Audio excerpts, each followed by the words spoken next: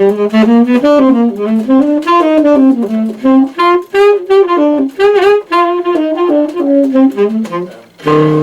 guys, this is Mijaelle and welcome to Heartbeats. Today we are talking to Phil Holder, who is known mostly for his awesome sax playing, but he is also a great instrumentalist for jazz, blues, contemporary music, and he is a conductor, he does film, score, composition. He is awesome and I hope you guys enjoy it. Okay, so hello Phil. Good day. Good day. Alright, so you play piano and guitar, but sax is your main instrument. Yes. How did you fall in love with it? Well, I was just trying to play some guitar. In my family we all played musical instruments. My brother brought well, he said to me, take some guitar lessons because messing around, I knew quite a bit from him.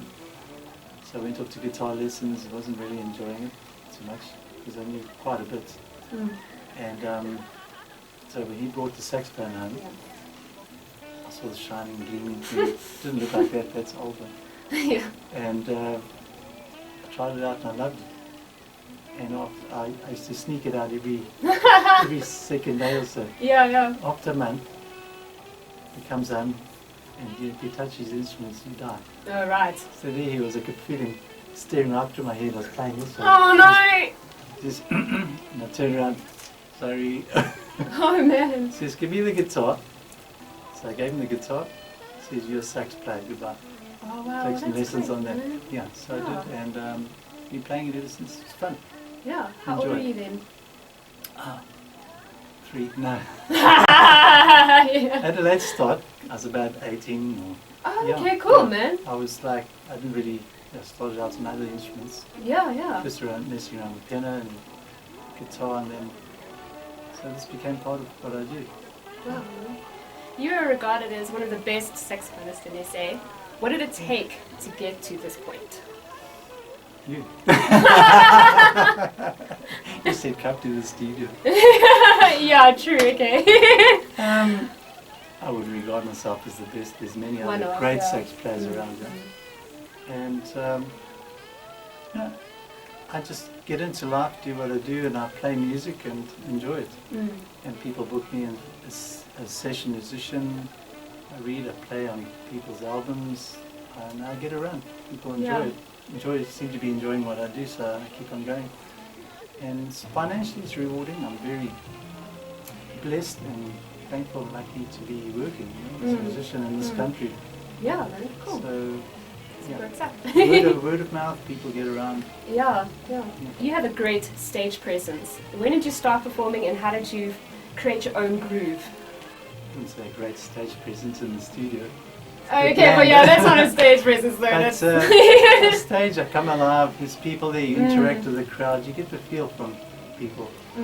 And when you're playing live with musicians, you get more call and response. You can play and interact with them, feed off their energy, the grooves there. There's a singer involved, you can create with her, like Wendy from Atmosferic. Yeah, she's got the bubbly personality and it just locks in with yours and off you go. It's easy, yeah. And you become like children on stage. Just going for it, yeah. It's cool, man. You've been involved in a variety of bands, one of them being Havana Gas, who you went to Dubai and Singapore with. What was it like to work with Storm and Doug Campbell? Well, it's a good experience. Doug's a very formal musician, very accurate in what he does, and we did a lot of dance music and creative, fun music, especially in the studio at home. But we made a lot of money together, which was good. Yes, it's always good. And Storm was a card, she's like a crazy woman, but a lot of fun as well. Okay, cool. And then currently you're in bands 4th Avenue, Stoner Moments and Atmosferic. What are the pros and cons of being involved in so many projects? They can catch up with you, you get too busy, and then you've got to keep everything together. I do also do a bit of film scoring, I do a bit of orchestration. I've taken a choir group overseas for 12 years. Yeah. And I get the chance to jam and play overseas whenever I go to the clubs there. Yeah, that's hopefully cool. they accept me. Yeah, please let me play. It's fun. Yeah. Amazing people everywhere. And that's the thing about this instrument, it takes you to places you don't ever think you'll be at. I played at a function where Nelson Mandela was, and I said to the It was actually Storm. Oh, I like it. And I said, Storm, that looks like Nelson Mandela. And she said, this is... Why did you tell me? She said, hurry up and get you to the gig. Playing. So I had to go meet him. I was dying to. Yeah. So eventually we had a break and went off. And we came around the corner, walked straight into... I said, oh, sorry. Can I meet you? Can I meet you? So this is a really special moment. Yeah. So he says, give me a hug, son. Oh, Don't shake my hand. Give me a hug. Gives me a hug. And he's immense. He's a big guy. The vibe coming from that guy was unbelievable. Oh, it's special, man. So that was special. It was a highlight. It's really nice. You've also been involved in other events like United the Stars tour and things like a Miss Universe pageant party. Yes, yeah. What do you enjoy about doing those kinds of events? Yeah, I enjoyed it. Well, it was a bit nerve-wracking because we had a singer, I won't say his name, and we were doing a George Benson song at the time. And he didn't know the lyrics properly. And George Benson was sitting straight there, and Grace Jones and everybody else. But that must have been so painful. then he quickly said, take a sax soloist while he was trying to remember it, and lucky it recovered. Everything came right, so that was fun. Just went blank on They all all the clapped. nerves. Yeah. Oh, cool, man. Yeah, no, it can happen to anyone. Yeah. Alrighty. What event would you love to do in the future? I'd love to be playing my own personal music along the jazz era. I cover quite a few genres of music in my playing. I like soul, funk, fusion, a bit of hip hop in the music. I'd also like straight ahead jazz, which I'm trying to work at and get better at. I don't see myself as a true jazz musician because I haven't really, put in enough time. Honestly, you've got to put in a lot of time to be a proper jazz musician, and so every day counts. Every time you practice and get into it, all adds to it. Adds up and you get better. So I don't think any jazz musician really feels that he's there. He's made it. He's around. If If you feel like that, then you still got room to improve, which is good. Yeah. You've worked with some great names like Johnny Birin, Vusi Mahlasela, and Jean Seidel. How do you know that? How's this impacted Professor your life? Seidel Rudolph. Lovely people, nice folks. We covered some of the classical genre of music with them, and then we added some African elements into the choir, and we had a lot of fun. What struck me about her is that she's always eager and ready to enjoy the music and experience new things, because she's a serious classical pianist, concert pianist. And to play the likes of me, I was like, wow, okay. But we blended and we got on so nicely and created music together, and that was fun. That's cool, man. Never forget the fun in music, that's what it's about. Yeah. And then you've also the musical director of Sydenham Shul Choir and Orchestra, which toured in the US. How did that opportunity come across your way? Well, I met a guy by the name Oshi Tugunat. I can't say his surname properly, but he was a cantor of the Sydenham Shul. Yeah. And he saw we play somewhere and said, would you like to join our choir and have a little jam with us? And we had a lot of fun together that night. And I said, going overseas soon, would you like to come with? Okay, let's go do it. Sure. And they went over to basically raise funds for soldiers in Israel and widows and orphans and that. And it was a fantastic course, so I decided that's good. But the music was beautiful. It was really lovely music we were playing, and I got involved. Then I started helping school with some of the music, and it was lovely. It was fantastic.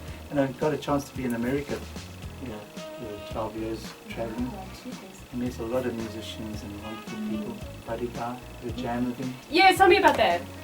I didn't even know it was because I haven't really followed the blues that strongly. Yeah. But I play blues and bluesy bands. So somebody had a ticket to go to his birthday party in Chicago, and he has his own club, Buddy Guys. And I was jamming there, and I got up and I said, oh, the guy on guitar, he's amazing. He sings, he's got such a power, I love him. There's something about him. Gave him a hug, he gave me hugs. So they go like, give me an autograph. I said, come on, what's it? That's Buddy Guy. I said, no. What? It's embarrassing. But maybe he prefers that. I meet so many people by chance. Yeah. And it's incredible. I meet, I should watch watch you a beat and ask them who you are. Are you? Who are you?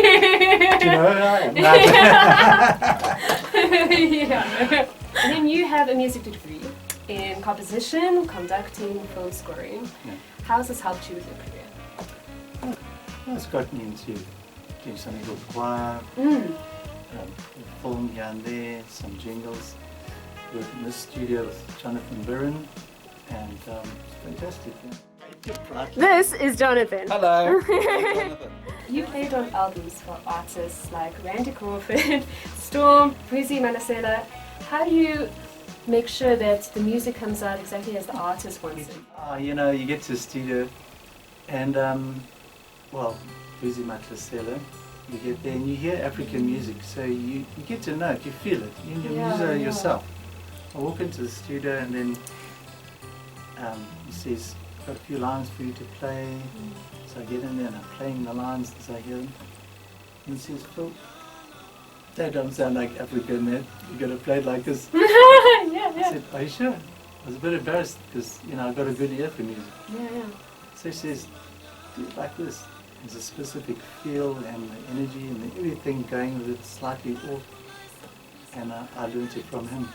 And that was a learning curve for me. It was amazing. Yeah, to really learn about a genre like that. He gave me the feel by playing it to me, and then I picked it up from the actual playing. It was wonderful. So, you know, I've got great respect for the African culture of music because it's got its own timing, its own feel, and it's unique. And a lot of musicians haven't really sunk in there and gotten to know it properly. Yeah, it's important to actually really delve into a genre like that. And it's cool if you can do it with somebody, you know? Jazz is basically from Africa. Yeah. And slaves going over and developing into more technical and beautiful jazz elements, swing, bebop. Soul. Yeah, soul. And then just because I'm interested, do you mind actually showing me how a sax works? Sure, we got 10 hours. Okay, well, the brief version. I'll grab the score. Yeah. You have to use every finger you have, Okay. 10 fingers. The thumb goes under there, on the black thing. That's for your octave key, Okay. up there. Now, once you put your fingers on those buttons, and under that hook, you place them down and almost automatically they want to find some buttons, which you do there. So there you go. Okay, And yeah. you'll get the bottom B, bottom C, go right down to bottom B flat, those notes there. Okay, wow. I never So knew that those little notes as pinky well. uses those notes, that little pinky uses those, this goes here. Wow. The side of your hand works these side keys, this side of your hand works these side keys, Wow. and there you go. And the thumb works the octave key. Oh, wow.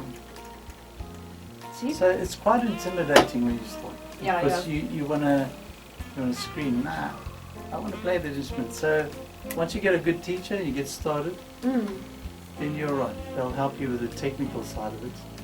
But the most important thing about a saxophone is the embouchure, the muscles, smile. That was... No. Yeah. Okay. It's like going to the gym. You go to the gym and you work out. In the beginning, you can't really crack it. It's too heavy. After a month or two, you're pushing the weights and you're pushing heavier ones. Yeah. Then you're getting more flexible and stronger and you're working it. Yeah. Saxophone's like that. You've got to work you have to have mouth gym. You put your bottom lip over your teeth and your top teeth on top. I like that. Wow. And then you produce the sound.